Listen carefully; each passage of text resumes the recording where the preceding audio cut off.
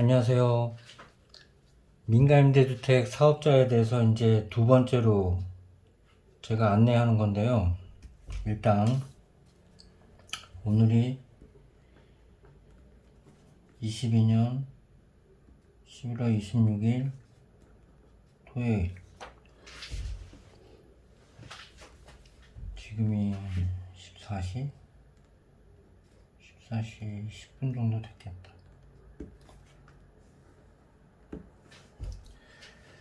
지난 편에는 임대사업자의 의무 중에 이제 부기등기에 대해서 이제 말씀을 드렸는데,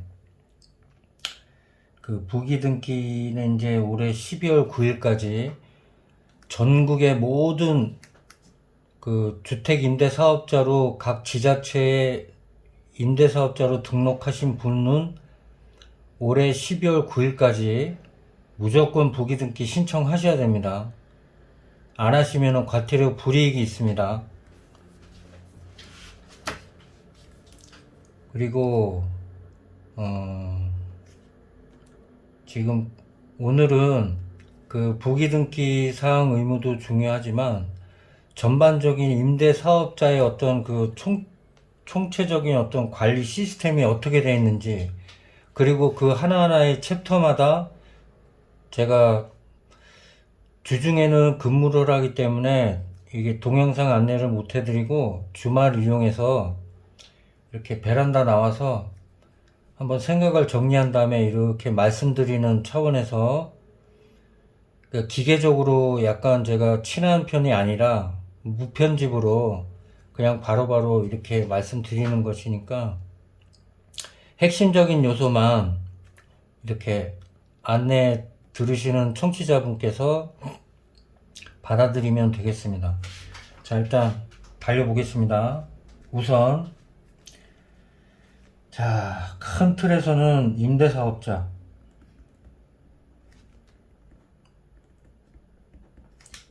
임대사업자 하는데 임대사업자가 뭐냐, 이런 말씀을 하세요.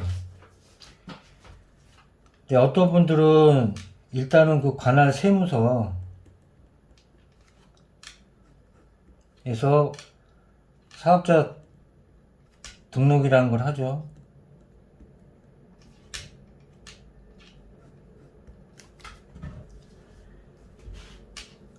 자기가 보유하고 있는 주택, 그러니까 즉 거주주택이 있고 또 따로 임대사업자로 등록하지 않은 그 뭐 임대주택이 있는 분, 즉 1가구 뭐 1세대 2주택 이상인 분에 한해서 이제 재산세 과세 대상자겠죠. 그 재산세 과세 대상자에 한해서 종합부동산세, 줄여서 이제 종부세 합산 배제 신고를 하면은 한마디로 이제 양도세 어떤 그 비과세 요건에 해당되는 2년 보유 거주에 대한 비과세 요건에 충족이 되기 때문에 세금적으로 유리하다, 이런 어떤 안내를 받아요. 그 종부세 합산 배제 신고일, 그러니까 예를 들어서 매년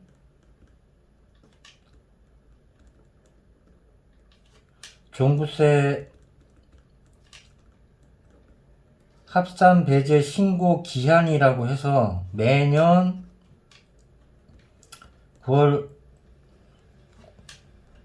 15일부터 9월 30일까지 이런 합산 배제 신고 기한을 둡니다. 국세청에서. 이 종부세는 국세죠. 그래서 각 지방 관할 세무서 국세청에서 이제 해당 과세자에게 이제 납세 안내 의무를 가지는 거죠. 자, 오늘 얘기할 거는 이게 중요한 얘기는 아니고, 어쨌든 시스템이 세무서에서 이 종부세 과세 대상자에 한해서 이제 합산배제 신고를 해라 해서 사업자 등록, 그러니까 예를 들어서 이제 이런 세무서 사업자 등록증 있죠.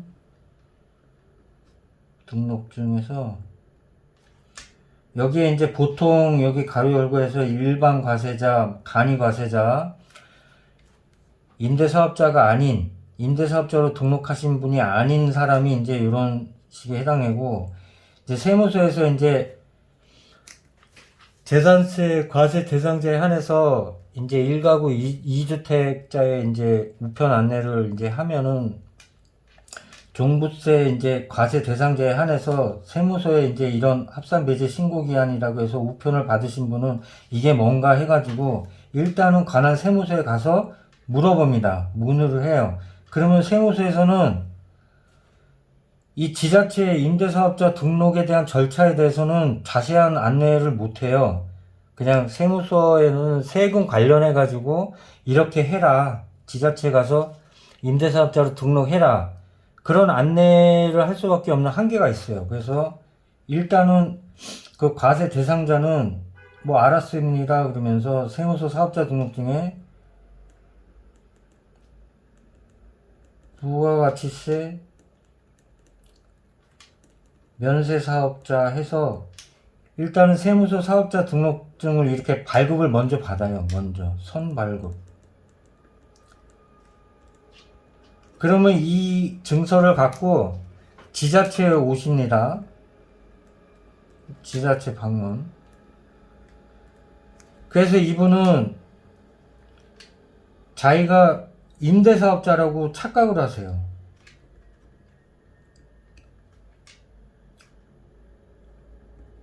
착오. 이런 부분이 굉장히 많습니다. 근데 세무서 사업자 등록을 이제 부가가치세 면세 사업자로 먼저 등록을 할 수는 있어요. 원칙은 아니에요. 뭐 예외적인 상황인데 일단은 먼저 이런 안내, 세금 그 합산 배제 신고 안내를 받고 세무서에 방문해 가지고 세무서 관할 그 뭐 주무관이겠죠. 그분들이 먼저 부가가치세 면세 사업자를 먼저 발급을 받아요. 그런 다음에 이거를 갖고 지자체 방문해서 자기 임대 사업자다 착오를 하십니다. 근데 여기에 대해서 플러스 이게 되게 중요한데 관할 지자체 뭐 서울 같은 경우는 구청이겠죠. 뭐 인천이나 이런 수도권 각각의 지방 지자체는 이제 시청이 될 수도 있겠고요. 어쨌든 관할 지자체에서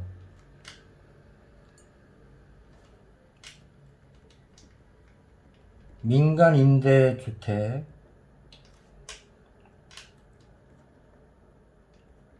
사업자로 등록을 완료하셔야지 우리가 말하는 주택임대 사업자 등록자예요.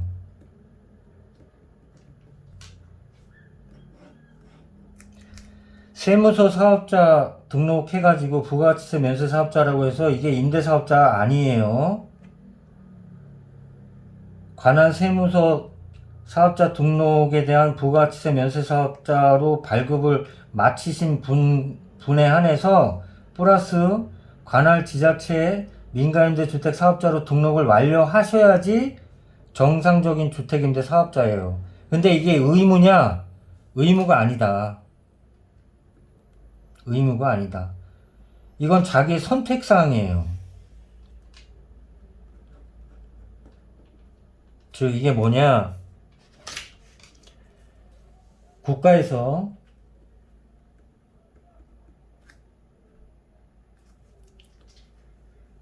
임대주택을 공급해야 될 책무를 지니고 있어요.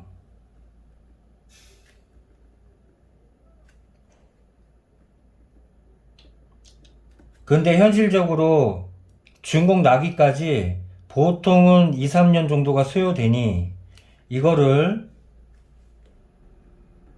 민간, 즉 민간의 다주택자들, 뭐 주택 뭐 보유자들이겠죠. 이 민간의 주택 보유자들에게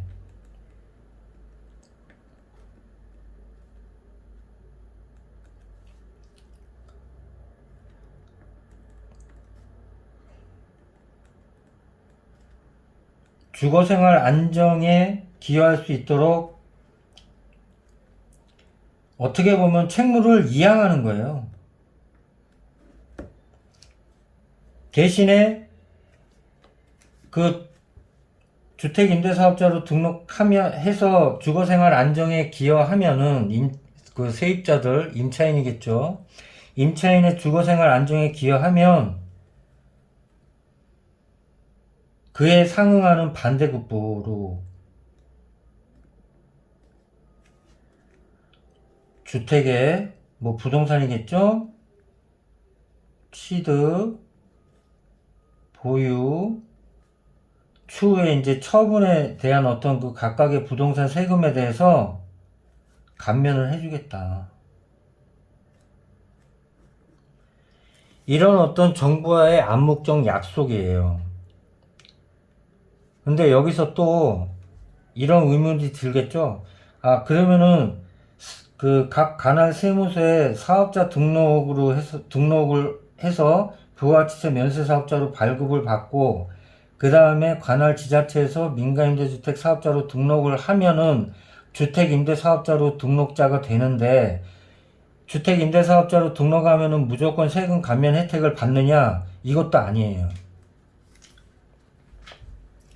이 참 정보의 오류가 너무나 많습니다. 이 정보, 이 참 중요한데 점점 이제 시대가 정보 시대로 점점 이제 가까이 가는데, 흔히 지금부터 이제 주택임대사업자로 등록을 하시는 분은 예전에는 단기 임대라고 해서 4년도 있었고 5년도 있었어요. 또 거기에 준공공임대로 해서 뭐 8년도 있었고, 그래서 이때 당시에는 모든 주택 등록하려는 주택이 모든 주택, 뭐 단독주택 같은 경우는 뭐 다가구, 뭐 다중주택 뭐 있겠고, 공동주택에는 뭐 대표적인 게 아파트, 다세대 연립 빌라 이렇게 있겠죠. 모든 주택이 가능했는데 지금은 현재가 중요합니다. 현재는 단기 임대는 없어졌고, 단기 임대 없다. 그리고 장기밖에 없다. 장기 임대. 장기 임대도 예전에 준공공 임대 8년이라고 있었는데 지금은 무조건 10년이다.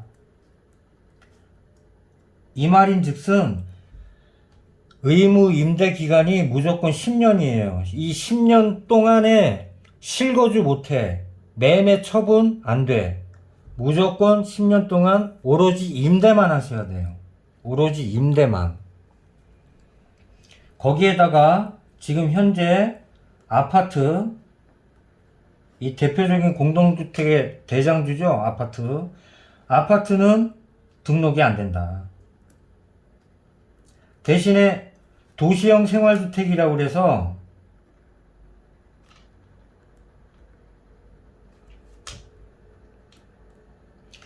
약간 그 아파트하고 비슷한 주거 형태죠.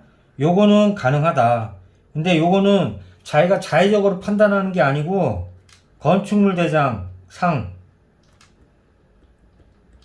건축물 개장상 도시형 생활주택이라고 명시되어 있는 그 주택의 하나다.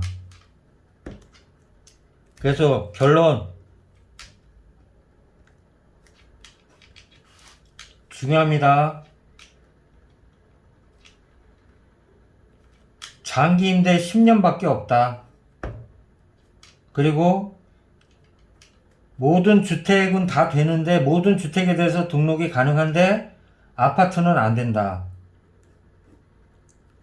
이 아파트는 지금 뭐 정부에서 지금 현재 계속 그 예전에 문재인 정부 시절에 이제 이 아파트 등록할 수 있었던 것을 이제 2020년 7월 10일부로 해가지고 이제 단기 임대 폐지, 장기 임대 중에 아파트 주택 폐지해서 폐지를 했는데, 지금 이제 정부에서 논의 중인 게 아파트도 지금 등록 임대로 해야 되냐 말아야 되냐 지금 논의가 지금 계속 되고 있죠. 어쨌든 지금 법상 시행은 아니다. 그래서 아파트는 안 된다. 아파트 뺀 모든 주택에는 단독주택이 있고 공동주택이 있고 상가주택도 있겠죠. 상가주택은 뭐 대표적으로 주상복합, 그냥 주복이라고 할게요. 단독주택에는 말 그대로 그냥 단독으로 있는 단독주택, 그 다음에 대표적으로 다가구가 있겠어요. 다가구. 공동주택에는 뭐 대표적인 게 아파트, 다세대, 뭐 빌라, 뭐 연립 등 있겠죠. 단독하고 공동하고의 가장 큰 차이점은, 단독은 다가구가 예를 들어서 뭐 5가구 뭐 10가구 되더라도 등기는 하나예요. 소유주가 하나.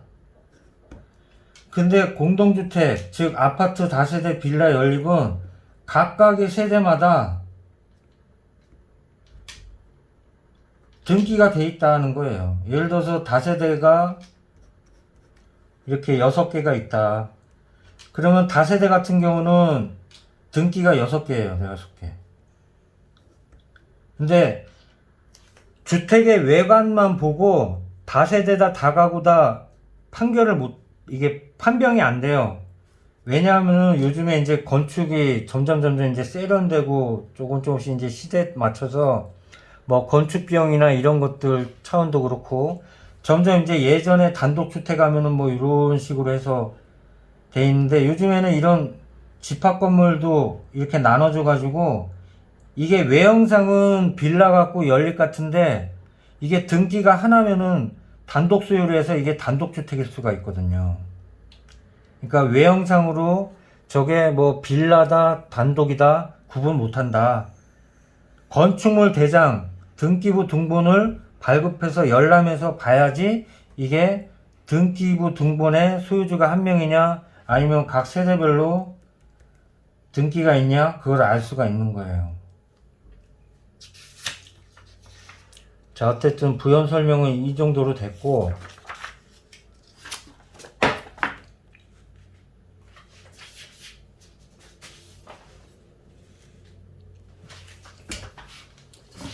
자, 이제 중요한 임대사업자.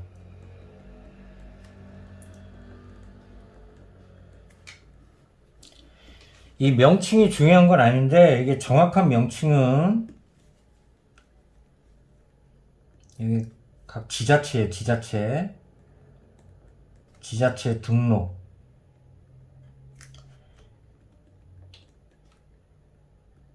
민간임대주택 사업자예요. 정확한 명칭이. 그래서 소위 이제 민간임대주택에 관한 특별법이라고 해서 여기 줄여서 간단히 민간임대주택법, 다 쓰자. 민간임대주택에 관한 특별법의 규정을 받는 거예요. 임대사업자는. 그리고 그 밑에 이게 임대주택에 대한 등록사업자잖아요. 그렇기 때문에 이 밑에 하위법인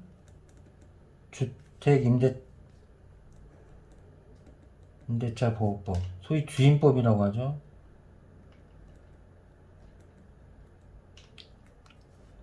그 다음에 이 밑에 바로 일반법인 민법이 적용되는 거예요. 그래서 처음에 임대사업자는 민법을 적용받는 것도 아니고 주택임대차 보호법을 적용받는 것도 아니에요. 임대사업자로 등록한 등록사업자이기 때문에 가장 그 상위법인 민간임대주택에 관한 특별법을 우선 적용받는 거예요. 우리나라 법제의 가장 그 중요 명제가 특별법 우선 원칙이에요.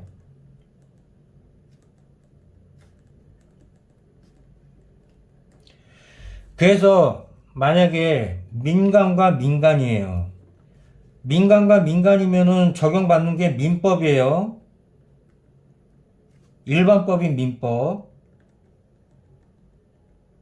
민법을 우선 적용하는 거예요.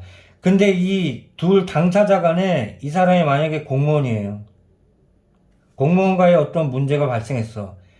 이 사람이 사인이라도 이 당사자 한 명이 공무원이기 때문에 민법을 우선 적용받는 게 아니고 공무원 관련법을 우선 적용받는 거예요. 그게 바로 특별법 우선의 원칙인 거예요, 이게. 아무튼 이런 법체계가 돼 있어요. 그래서 자기가 임대사업자의 어떤 의무사항이 있는데 굉장히 중요합니다. 다 보이나?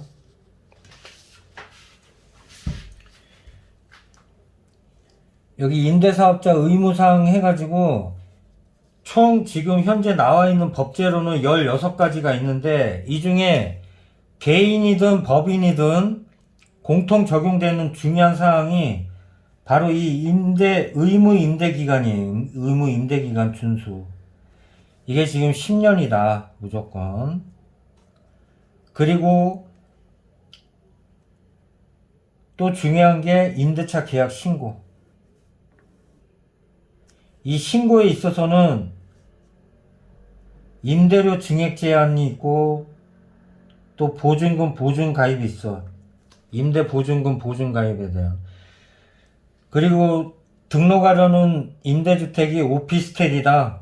그러면은 오피스텔은 주택 외에요. 거의 이제 주택과 주택 외에 그 중간에 낀 준주택이라고 하는데 그 오피스텔의 어떤 그 사용 용도가 주택으로 사용한다 하면 이게 주택으로 용도가 되고 만약에 주택 외에 어떤 사무실 용도로 한다 그러면 이게 사무실 용도로 되는 어떤 특수한 어떤 목적의 주택이기 때문에 이걸 준주택이라고 해요.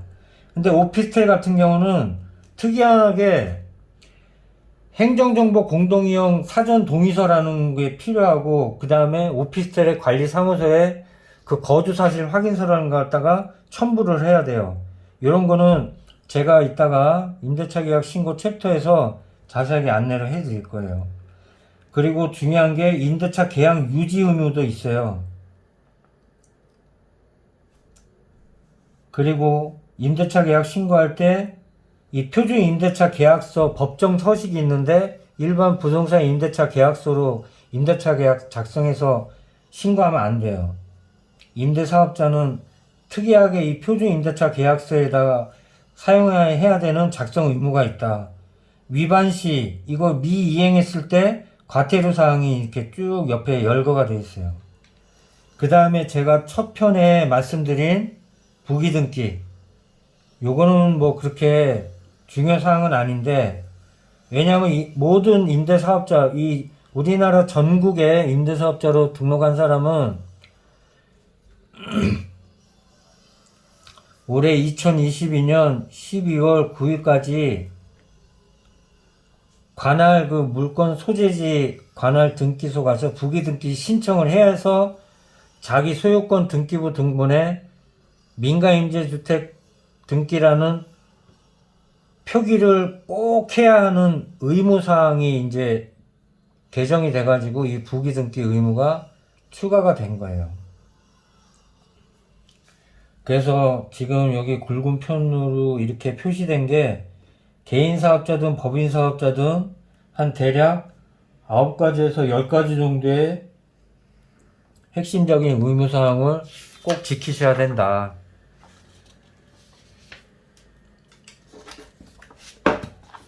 그러면 왜 임대사업자로 등록을 하느냐?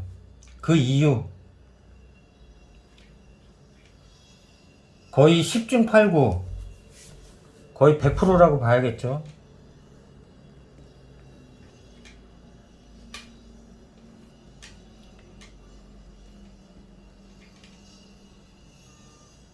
임대 등록을 하면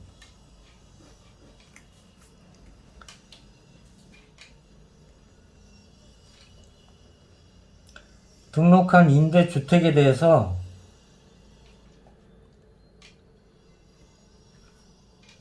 세금 감면 혜택이 있어요.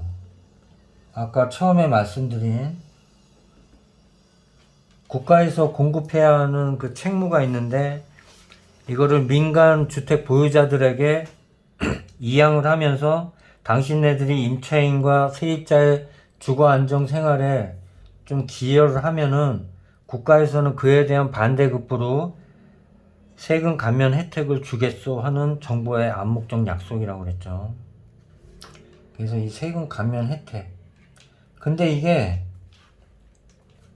보통 그 임대사업자 등록하려고 하는 분의 거주 주택이 있을 거고, 그 다음에 임대사업자로 등록하려는 물건이 있겠죠. 이 물건은 임대주택이죠. 등록하려는 임대주택. 그럼 벌써 이 소유자는 공동명의든 단독명의든 아무튼 단독명의 입장에서 1세대 1주택이 아닌 2주택이 되잖아요. 우리나라는 2주택부터 다주택자라고 그래요. 다주택자 하면은 좀 약간 뭐랄까, 불로소득, 뭐 언론에서 말하는 어떤 좀 약간 뭐랄까, 그 노동소득, 임금소득으로 인해서 소득을 불린 게 아니고 마치 자본소득으로 인해서 시대 편승해서 마치 조금 편법으로 이렇게 자산을 증가한 것 같은 어떤 그런 뉘앙스를 주죠. 이것도 저는 개인적인 생각으로 언론이 그만큼 이 사회에 미치는 영향력이, 파급력이 굉장히 큰데, 그것도 공중파 방송, KBS, SBS, MBC, 나머지 종편 방송은 예외를 하더라도, 종편에서도 각각의 어떤 그 우좌 나눠서 좀 많이들 광고 협찬 받는 만큼 또 반대급부로 조금 편에 이끌려서 방송하는 경우들이 굉장히 많죠. 이 다주택자라고 하는 어떤 그 뉘앙스가 저는 지금 현재 결론적으로는 좀 잘못됐다고 봐요. 저는 지금 무주택자의 지금 임대아파트에 거주하고 있는 여기에 얘기할 계제도 안 되는 사람입니다만, 다주택자라고 그래서 다 싸잡아가지고 다 불로소득 갖고 그런 어떤 자본이익을 취하는 사람만 있는 건 아니거든요. 아무튼 이런 어떤 부동산 관련해서 전반적인 어떤 그 시사 내용도 제가 한번 챕터를 나눠서 조금씩 부동산 경제, 그 다음에 우리나라 97년 IMF, 2008년 미국 발굴 서브프라임 모기지 사태로 인한 세계적인 금융위기, 그리고 2020년 코로나 발생으로 인해서 이 유동성이 굉장히 증가하면서 어떻게 자산 가격이 늘어나게 되고, 그러면서 세계 국가 부채 비율이 계속 증가되면서 그걸 갖다가 언론에서는 미래 세대에 전가한다, 부담시킨다, 이런 허무맹랑한 소리 하는데, 결론은 국가 부채가 늘어난 거는 상환의 개념이 아니에요. 간단하게 그 미국의 폰지 사기 시스템이에요. 갚을 수가 없는 거예요, 국가 부채는. 아무튼 이거 계속 얘기하면은 이게 제가 얘기하는 취지에 벗어나니까 일단은 그렇고, 자, 일단은 그 임대주택으로 등록하려는 그 사업자의 가장 큰 이유가 세금 감면 혜택을 받는 거다. 근데 이 소유자가 만약에 1세대 2주택이에요. 거주주택도 있고 임대주택도 있다. 근데 만약에 이 사업자가 임대주택으로 등록을 안 하면은 지금 현재 거주주택과 이거는 임대사업자로 등록하지 않은 그냥 순수한 일반 임대주택이죠. 그러면은 세법상 이 사람은 1세대 2주택이 되는 거예요. 1세대 2주택은 어쨌든 그 주택 보유자들은 재산세 과세 대상이겠죠. 재산세 과세 대상자에 한해서 그 종부세 그 기본 요건, 그 공제되는 요건을 초과하면은 종부세를 또 납부하게 돼 있어요. 이 종부세가 2002년도인가 그때 그 노무현 정부 시절에 이 종합부동산세라고 해서 소위 부자세금이다 해가지고 좀 논란이 많았던 세금 중에 하나인데, 뭐 악세라고 그러기도 하고. 근데 이게 종부세가 지금 시대까지 조금씩 이제 세금 개편이 되면서 지금은 부자세금이 아니고 이게 완전히 중산세가 됐죠. 중산층 세금. 이게 뭔 뜻이냐? 2002년부터 지금까지 자산 가격이 물가 상승률 대비 서울 같은 경우는 15배가 올랐어요. 그만큼 공시 가격도 증가가 됐고, 실거래가는 말할 필요도 없고, 그렇기 때문에 이 서울 시내 이 땅가격 대비, 토지 지가, 공시지가 대비 웬만한 아파트, 국민주택 이하 85제곱이죠. 85제곱 이하를 국민주택 규모라고 하는데, 이 국민주택 규모 이하인 아파트, 소위 이제 우리나라 아파트가 60%를 차지하죠. 웬만한 주택은 뭐 강북, 강남에 있어서 차이도 뭐 2배에서 3배 이상 차이가 나겠지만은 평균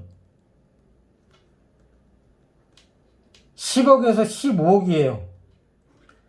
그러면은 종부세 같은 경우는 1세대 1주택이다 그러면은 11억까지 공제를 하고 그 초과되는 세율에 대해서 과세표준 매겨서 공정시장 가액 비율이라는 그 퍼센테이지를 곱해서 거기서 이제 산출하는 금액의 최후 그 세금에 그 과세되는 게 종부세인데, 2주택 같으면은 1세대 1주택이 아니잖아요. 그렇기 때문에 전국에 있는 모든 주택을 합산해가지고 6억이 초과한다. 그 6억 초과분에 한한 그 세금에 대해서 또 공정시장가의 비율을 곱해서 과세를 하는 거예요. 보통 6%에서 35%.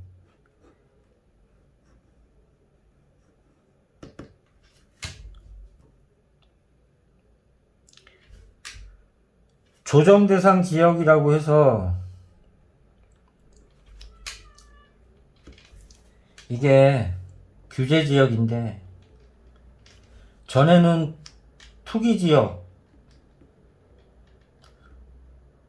투기 과열지구 이렇게 있었어요. 이 투기지역이 조정대상 지역인 거예요, 이게. 그래서 규제지역 해서 이렇게 챕터를 나눴는데, 어쨌든 지금 정부에서는 이 조정대상 지역을 지금 굉장히 규제를 많이 풀었죠. 규제를 완화한다. 그래서 지금 종부세, 뭐 중과세율에 포함되는 주택이 조금씩 이제 뭐 혜택을 받는 사람이 있고, 그 혜택을 그 금액이 그 안에 포함돼 가지고 혜택을 전혀 못 받는 어떤 억울한 어떤 세금을 내는 사람도 있고, 지금 그런 형편입니다. 어쨌든 제가 알고 있는 이 세금 관계에 대해서, 제가 세무서는 아니에요.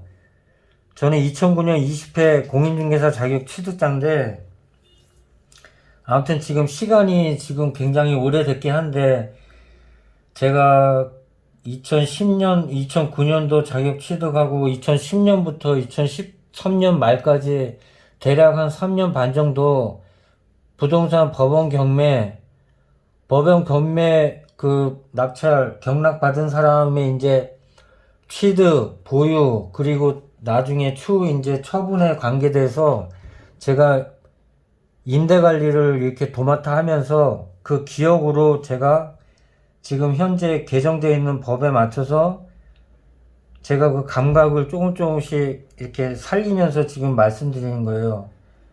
물론 조금 세세하게 들여보면은 조금 부정확한 면도 있는데, 이 세금 관련된 거는 말 그대로 세무사, 부동산 세금 전문사들이 굉장히 많아요. 그러면 자기가 질문지를 한 10가지에서 15가지 정도를 이렇게 추려가지고, 내가 지금 뭐 취득에 대해서는 새로 이제 취득하려면은 지금 다주택자 같은 경우는 2018년 9월 14일 이후에 이제 취득하는 그 물건에 대해서는 임대사업자로 등록을 하더라도 종부세 합산 배제를 못 받게 돼 있었는데, 그게 이번에 정부에서 그 합산 배제를 갖다 풀었죠. 그래서 2018년 9월 14일 이후에 취득하는 주택에 대해서도 종부세 합산 배제를 받을 수 있도록 지금 개정 중에 있는 것 같아요. 근데 그게 시행일이 내년도부터 시작되는 건데 아직 정확하게 발표된 것 같진 않아요. 아무튼 지금 그런 상황 중이고, 그래서 제가 지금 중랑구청에 그 주택관리라는 곳에서 공공계약으로 그 근로계약을 맺고, 예전에 그 부동산 중개 실무를 하면서의 감각이 굉장히 떨어져 있었는데, 지금 제가 7월부터 여기 이제 공공계약 근로 그 업무를 하면서 주택임대 사업자 그 신고 접수와 민원 안내를 하면서 이제 감각이 조금씩, 물론 이제 주말 이용해가지고 제 개인적으로 이제 예전부터 해오던 부동산 공부를 이렇게 해오면서 전반적으로 감각을 지금 끌어올리고 있는 상황이에요. 이 부동산 공부라는 건요, 꼭 공인중개사의 한 사람한테 필요한 게 아니고, 모든 주택 소유자, 즉 재산권 소유자들은 이 부동산은 우리나라에서 뗄래야 뗄 수가 없는 가장 대표적인 실물 자산 중에 하나거든요. 이 부동산 투자 수익에 대해서도 가장 먼저 선행돼야 되는 투자 수익률을 고려해야 될 게 바로 세금이에요, 세금. 그래서 항상 그 부동산 재산권자들은 변호사도 물론이겠지만 부동산 전문 세무사가 항상 1명, 2명씩은 꼭 전속으로 있어요. 아무튼 그렇다. 자꾸 이렇게 좀 삼천포로 빠지네. 제가 이렇게 사족이 길고 그런 스타일은 아닌데, 제가 이번에 방송 2번째인데요. 첫 번째 부기등기 편 했고, 이번이 이제 2번째인데, 이게 오늘 11월 26일 토요일. 그래서, 자, 아주 간단 결론적으로 일단은 앞으로의 그 방송 내용을 어떻게 할지 한번 그거 안내부터 할게요. 자, 임대사업자. 크게는 임대사업자의 관리가 3가지가 있어요. 첫 번째는 사업관리라고 표현할 수 있고, 이 챕터는 제가 그냥 임의적으로 만든 거예요. 이렇게 관리를 체계적으로 나눠서 딱딱딱딱 해야지, 임대주택으로 등록관리한 뭐 20건, 30건, 뭐 10건 이렇게 등록하신 분이 전문적으로 또 이렇게 맡기는 분이 있겠죠. 대리로 해서 뭐 법무사든 아니면은 가까운 그 부동산 중개사든 해서 위임 수수료 지불하면서. 근데 아무튼 임대사업자로 등록을 한 사람에 한해서는 이런 관리사항을 내가 꼼꼼히 기록을 해서 임대차 계약 신고도 꼬박꼬박 그 3개월 안에 미신고돼 가지고 과태료 불이익 그 발생하는 일 없도록 사전에 유비무환식으로 행정 그 민원 관리를 해야 된다. 이 말씀 차원에서 제가 계속 말씀드리는 거예요. 앞으로도 계속 반복되는 얘기가 있을 수 있는데 그만큼 중요하다는 얘기예요. 자, 일단은 1차적으로 사업관리, 그 다음에 임대관리, 이게 중요하다. 그 다음에 마지막으로 세금관리. 근데 임대관리와 세금관리는 이 사업관리 범주 안에 포함된다. 그래서 이 사업관리의 어떤 그 중요성을 이렇게 파생시킨 거예요. 임대관리와 세금관리로. 근데 사업관리는 등록, 임대사업자 등록, 이미 등록하신 분이겠죠. 그 다음에 의무 임대 기간이 10년인데 그 10년 의무 임대 기간 중에 피치 못한 사정이 생겨서 같은 임대사업자한테 양도를 할 수가 있어요. 양도. 민간임대주택 양도 신고서라는 거를 작성해서 그 절차로 이행하는 그 양도 방법이 있고, 그런 다음에 의무 임대 기간이 종료가 돼가지고 자진 말소하는 그 말소가 있어요. 그래서 사업관리는 크게 3개로 등록, 임대사업자 등록, 임대사업자 양도, 그 다음에 임대사업자 말소가 있다. 대표적으로 이 3개의 행정 민원 처리는 그 사업자 본인의 주소지, 정확히는 주민등록지겠죠. 지금 거주지나 마찬가지예요. 거주지. 그래서 사업관리에 해당하는 등록, 양도, 말소, 이건 사업자 본인의 주소지 지자체에서 민원 처리하면 되고, 임대관리는 물건 소재지 관할 지자체. 이 물건 소재지는 내가 임대사업자로 등록할 때 임대주택으로 등록한 물건이겠죠? 임대 등록 물건. 주택이겠죠. 그래서 임대관리는 물건 소재지 관할 지자체에서 민원 처리하는데 대표적으로 이게 가장 중요한데 임대차 계약 신고예요. 줄여서 임대 신고. 이 임대 신고를 그 임대차 3법 아시죠? 임대차 3법 하나, 둘, 3개가 있는데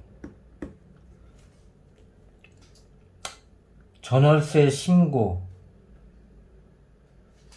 그 다음에 그 임차인 세입자의 계약갱신 청구권,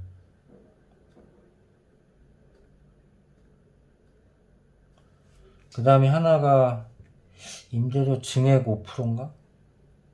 지금은 생각이 안 나네. 어쨌든 임대차 3법이라고 해서 문재인 정부 시절에 국토부 장관인가요?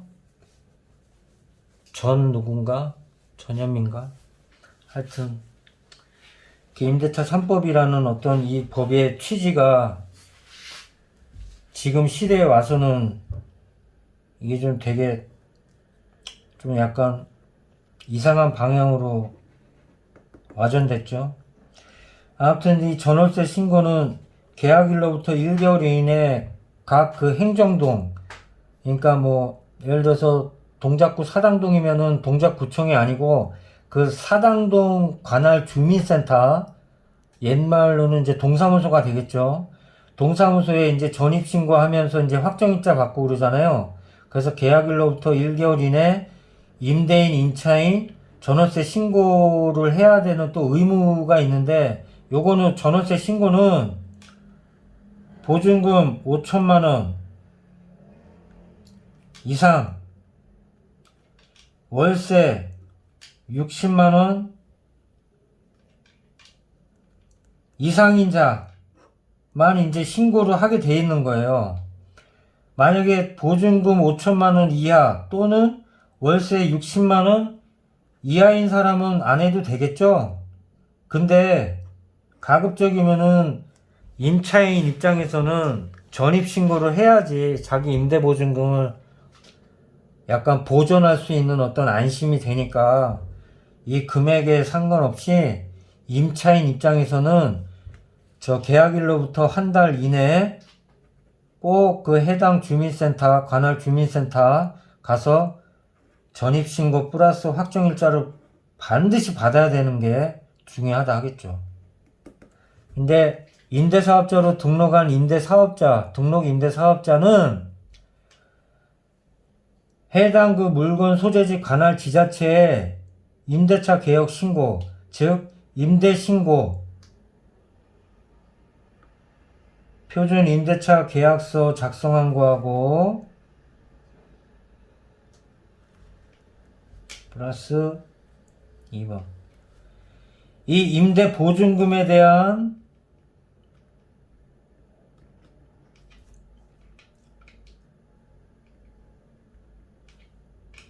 보증서, 이 두 개의 서류를 준비해서 물건 소재지 관할 지자체 임대차 계약 신고로 해서 제출하지 않으면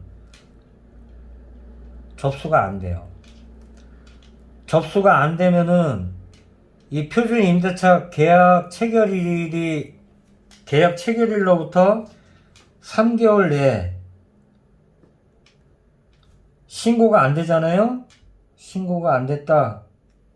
과태료 불이익이 있어요.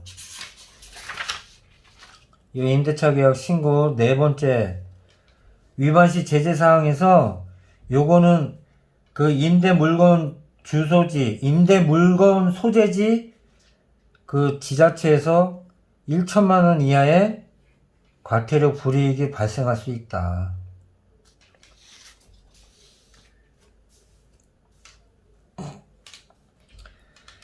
그래서 임대 신고를 하실 때 표준 임대차 계약서로 작성한 임대차 계약서와 플러스 그 표준 임대차 계약서에 작성된 임대 보증금에 대한 보증서, 이게 반드시 필요하다. 이 둘 중에 하나만 가지고 임대 신고 안 된다. 이걸 된장찌개로 말하면, 자, 된장찌개 뚝배기가 있어요. 이 뚝배기가 임대차 신고예요. 임대 신고. 자, 된장찌개를 끓이려면 물이 필요하겠죠? 이 물이 가장 기본적인 계약서예요, 계약서. 표준 임대차 계약서. 이 표준 임대차 계약서라는 법정 서식이 있어요.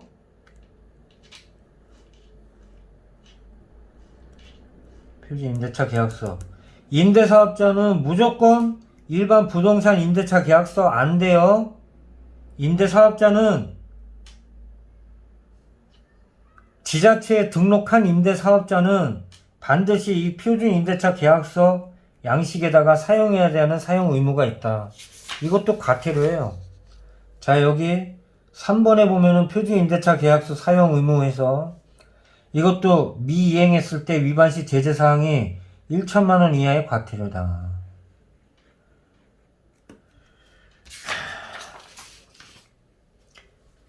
그리고 여기에 들어가는 가장 그 근본적인 된장, 이 된장이 보증서예요, 보증서. 그래서 가장 기본적인 임대차 계약서, 된장이 보증서다. 이렇게 생각하세요. 나이 드신 분은 이 뚝배기가 임대 신고하는 건데, 된장찌개를 만들기 위해서는 물과 된장의 최소한의 식재료가 필요한데, 가장 근본이 되는 이 물은 표준 임대차 계약서다. 그리고 이 된장찌개를 만들기 위한 이 된장 식재료는 바로 보증서다.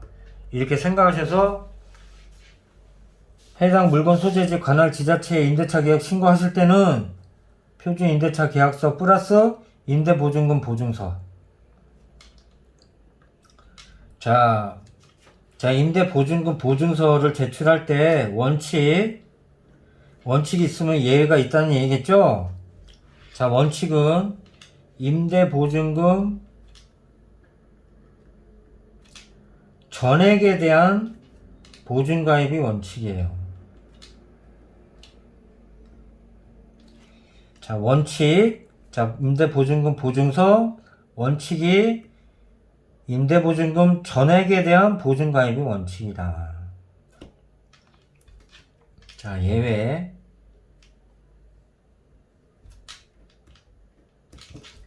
네, 예외적으로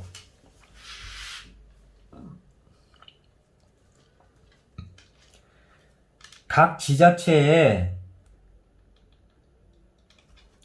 법정 양식이 있어요.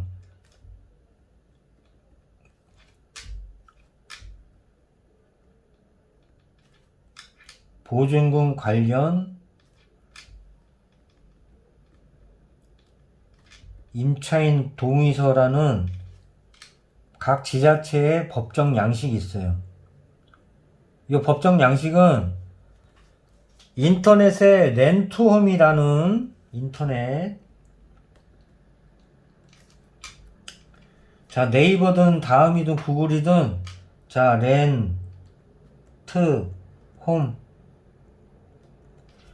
렌트홈 검색하시면은 인터넷 사이트가 나오는데 렌트홈 들어가서 그 문서 자료실에 보시면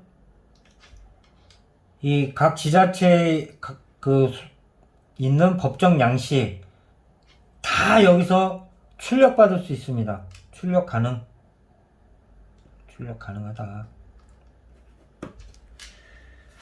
자, 이 보증금 관련 임차인 동의서 칸이 모자르네.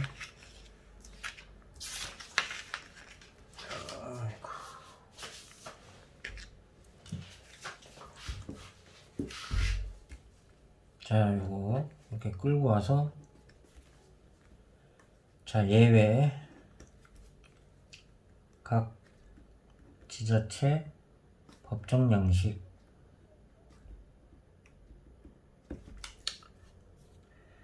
잘 들으세요. 임대보증금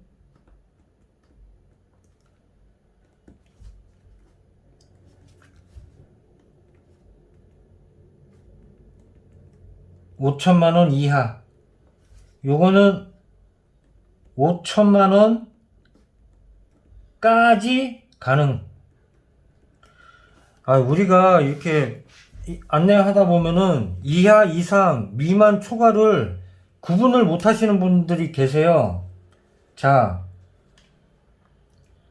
숫자 2 이상, 2 이하는 2가 포함돼요. 예를 들어서 2 이상이면은 숫자 1, 2, 3, 4, 5가 있을 때 2 이상이면은 2가 포함되는 거야. 포함되는 거. 이하도 2가 포함되는 거. 이상이면은 이쪽으로 가겠죠. 이하이면은 2를 포함한 아래쪽. 근데 2 미만, 초과, 이거는 1, 2, 3, 4, 5라는 숫자가 있을 때 이 미만은 2가 포함이 안 돼요. 이 미만은 1이에요. 1. 1만 해당되는 거. 이 초과는 2가 해당 안 되고 3부터 3, 4, 5가 되겠죠. 3초과. 2 초과는 3부터 2 미만은 1만 포함. 뭐 여기 0이 있으면 0도 포함되겠죠. 이런 개념이에요. 자, 그래서 임대보증금 5천만원 이하, 5천만원까지는 자, 임대보증금 보증 미가입에 대한 임차인 동의서라는 법정 양식이 있습니다.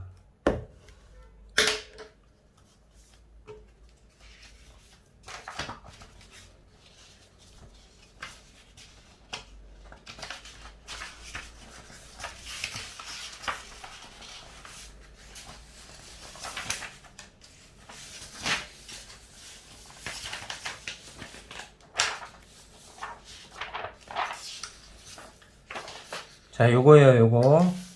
잘 보이시나?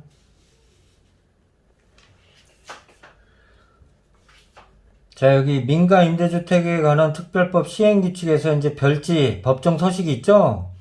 그래서 임대보증금 보증 미가입에 대한 임차인 동의서 해서 요렇게 이제 여기다가 작성을 쭉 하시고 임대사업자가 그 다음에 가장 중요한 거 여기 임대인의 자필 서명이 필요하다. 임대인의 이름. 그 다음에 여기는 사인 또는 도장. 꽝. 이거는 동의 임차인의 자필이에요. 자필. 아셨죠?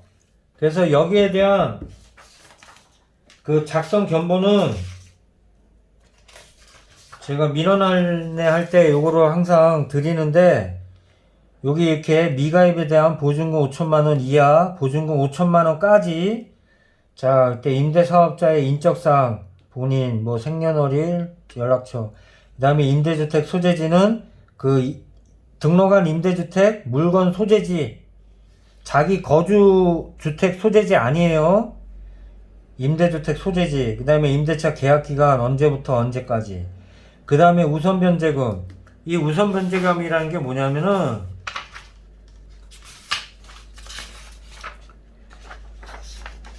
이게 이제 최우선 변제금이죠. 여기. 그래서 21년 5월 11일 이후부터 현재까지는 이 서울시 같은 경우는 임대보증금 5천만원까지는 다른 그 우선순위에 비해서 최우선으로 변제받을 수 있는 그 마지노선 그게 5천만원까지 최우선적으로 임대보증금 5천만원까지 보전해 주겠습니다 하는 법적인 권리예요. 권리. 서울시 같은 경우는 그래서 적용 금액이 5천만원이다. 그리고 지역은 여기 서울로 적어주시고 만약에 여기 담보물건이 설정돼 있다. 예를 들어서 담보물건이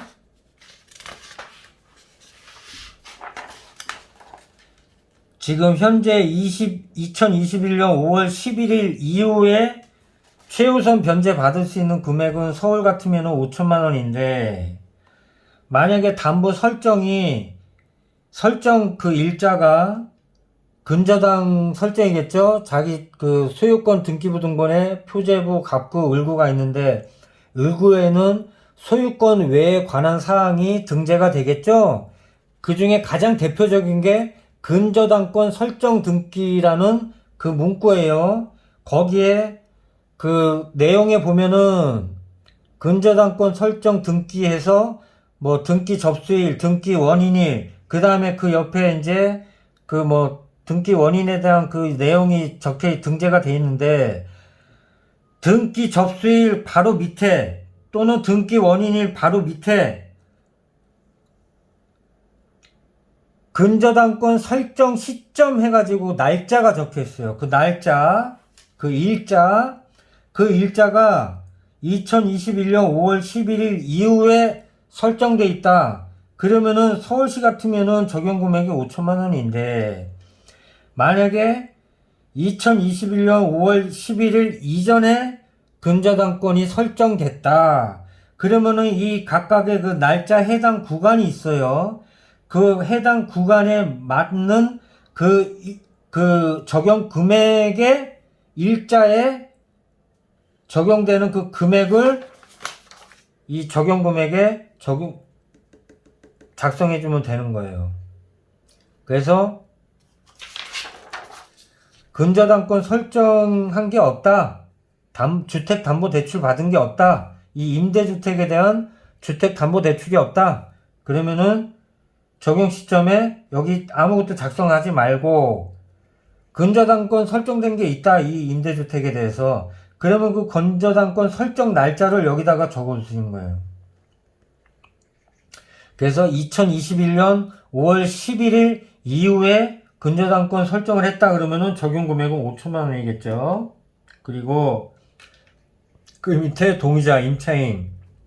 그래서 보증금액 뭐 임대보증금이 1,000만 원이다 그러면 여기다가 1천만 원 한글로 또는 뭐 숫자로 1천만 원 작성해 주시고, 그 다음에 임차인 이름, 생년월일, 연락처, 그 다음에 여기 동의한 날짜, 작성 날짜 적어주시고, 그 다음에 동의인의 자필 서명, 이름하고 임차인의 이름, 세입자 이름 써주시고, 사인 또는 도장을 꽝 찍어서 내가 보증금 5천만 원 이하다 그러면은 이 미가입에 대한 임차인 동의서와 그 다음에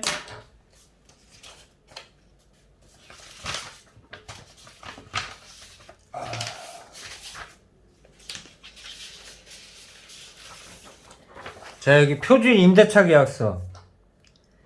요게 이제 6장이 한 부예요. 표준 임대차 계약서. 잘 보이세요?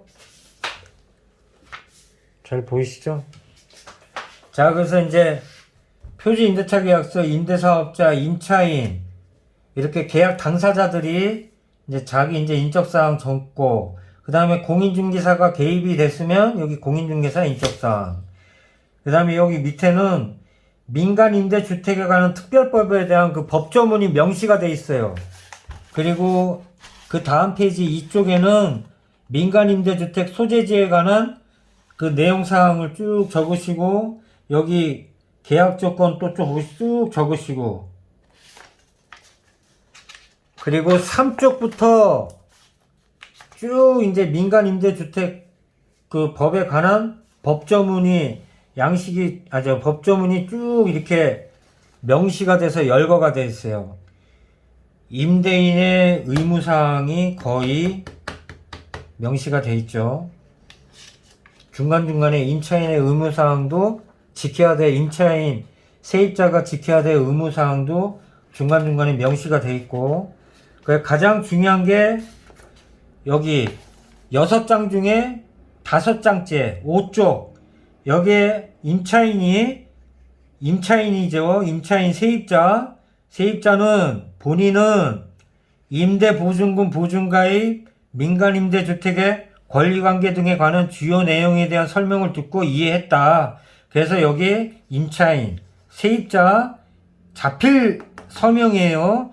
자필 이름, 사인 또는 도장. 여기 보통 도장을 찍죠.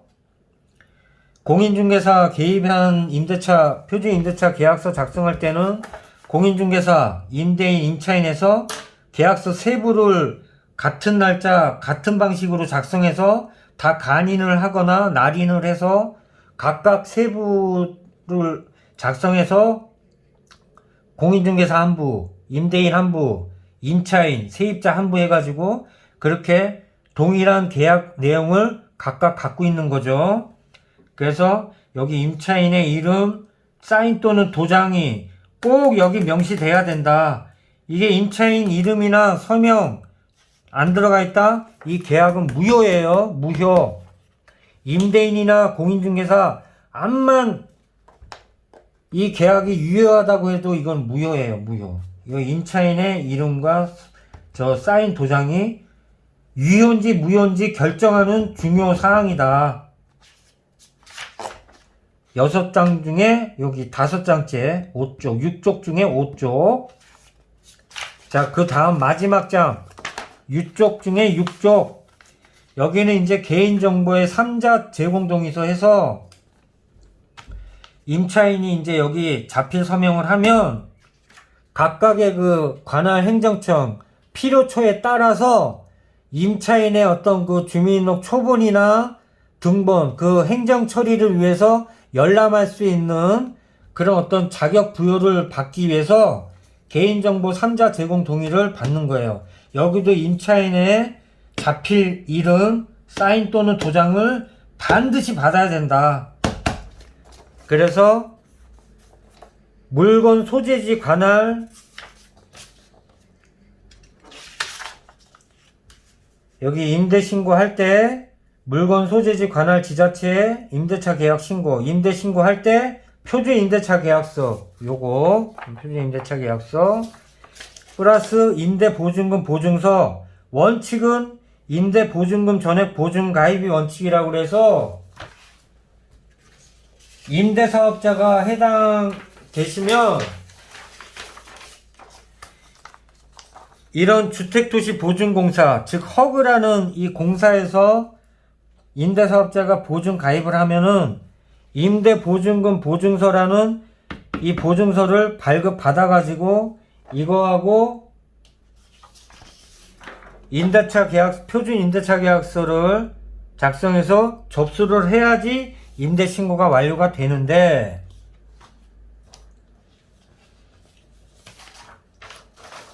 보증금 5천만원 이하는 임대보증금 보증 미가입에 대한 임차인 동의서에 자필 서명을 받으면 표준 임대차 계약서 플러스 미가입에 대한 임차인 동의서를 받은 이 두 개의 서류를 물건 소재지 관할 지자체에 임대신고 접수 제출을 하면 접수가 완료된다. 그 뜻이고,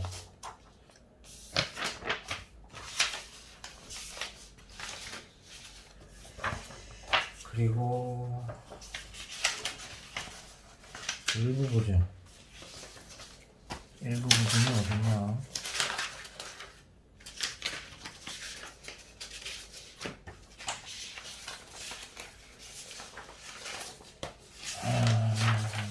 일부 보증.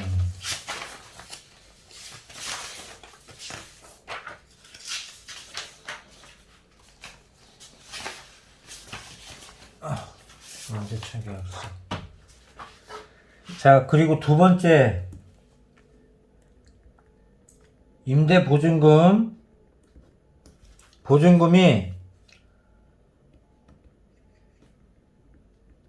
5천만원 초과하는 거, 5천만원 넘어가는 거, 여기 초과는 2를 포함하지 않는다고 그랬죠? 그렇기 때문에 극단적으로 예시 5,100만원이다. 보증금이. 그러면은 미가입 동의서 작성이 아니고 이거는 임대 보증금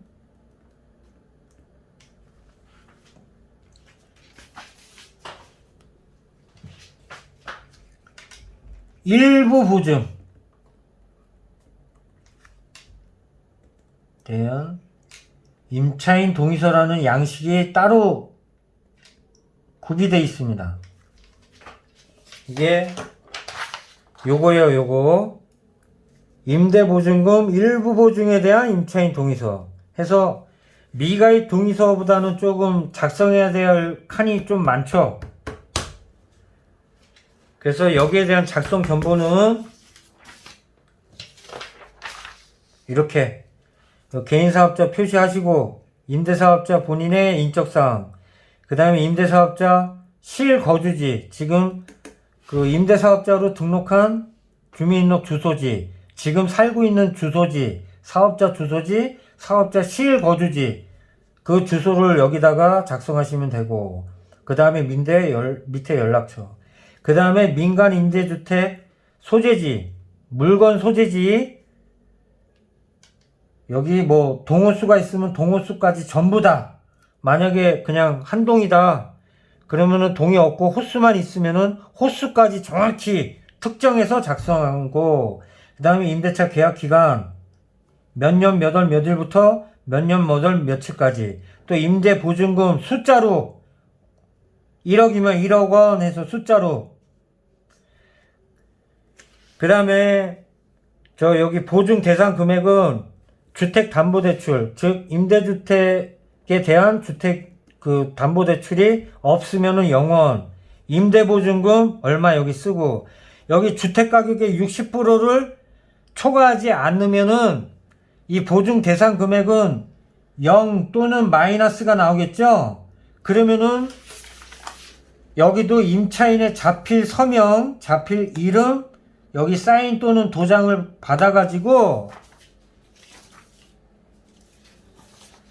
여기 표준 임대차 계약서 플러스 보증금 5천만원 초과하는 거에 대해서 일부 보증에 대한 임차인 동의서를 물건 소재지 관할 지자체에 임대신고로 이 서류 제출을 하면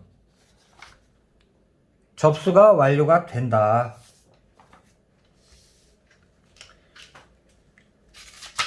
이런 시스템으로 되어 있습니다. 근데 원칙은 임대보증금에 대한 전액 보증가입이 원칙이고, 예외적으로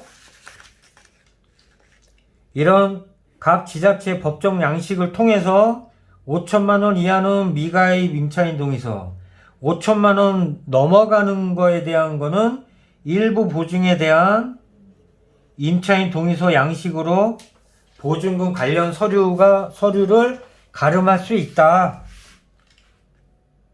이런 얘기예요. 그 다음에 3번은 원칙은 임대보증금 보증가입은 임대사업자가 가입하는 게 원칙인데, 예외적으로 임차인, 즉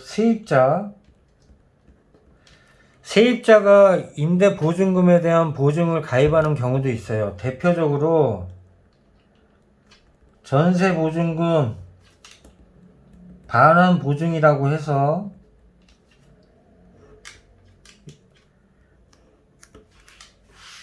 뭐 안심대출 받으면서 세입자가 안심대출이라든가 아니면 뭐 버팀목 뭐 전세자금 대출 뭐 이것저것 상품 이름이 있죠. 그걸 갖다가 이제 대표적으로 전세보증금 반환보증이라고 하는데, 각 은행에서 임차인이 전세보증금 반환보증 아니면은 뭐 각각의 그 주택 그 도시보증공사 그쪽에 이제 임차인이 가입한 전세보증금 반환보증서가 있어요. 대표적으로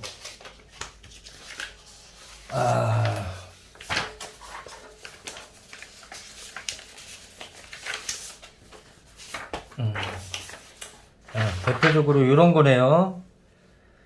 요거 임차인이 보증가입한 보증서 예시해서 요게 대표적인 거예요. 딱 이것만 있는 게 아니고 뭐 여러 가지 어떤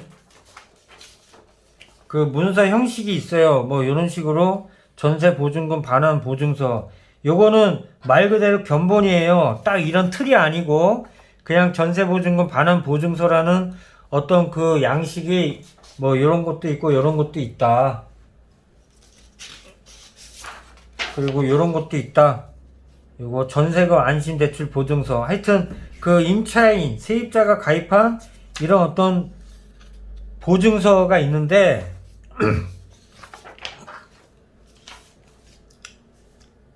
이런 보증서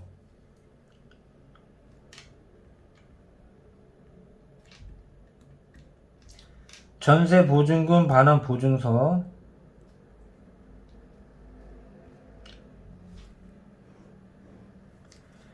그러면은 이 전세보증금 반환 보증서는 세입자 임차인이 보관하고 있겠죠? 그러면 이 세입자가 보관하고 있는 거를 사본을 임대인이 받던가 아니면은 원본을 세입자한테 받아가지고 물건 소재지 관할 지자체에 표준 임대차 계약서하고 이 보증금 관련 서류를 제출하는데 제출을 하시면은 보증금 반환 보증서 원본이면은 복사해가지고 원본을 임대인한테 드리고 임대인은 그 원본을 세입자한테 돌려주면 되는 거예요. 대신에 이 반환 보증서 이 보증 보험료를 요거는 보증 수수료도 될 수 있겠죠. 이거는 세입자가 지불했을 거예요. 예를 들어서 세입자가 전세보증금, 반환보증, 뭐 안심대출 보증, 뭐 버팀목, 뭐 전세금 대출 보증해서 세입자가 가입을 해가지고 그에 따른 전세보증금 보증 보험료를 냈겠죠. 예를 들어서 뭐 20만 원을 냈다. 보증료가 예를 들어서 그러면은 임대사업자가 임차인이 지불한 보증 수수료, 예를 들어서 20만 원을 보험으로 세입자가 가입한 보증 수수료를 임대사업자가 임차인한테 보증 수수료를 20만 원을 돌려줬다 하는 보증 수수료 완납 내역서. 이게 뭐냐면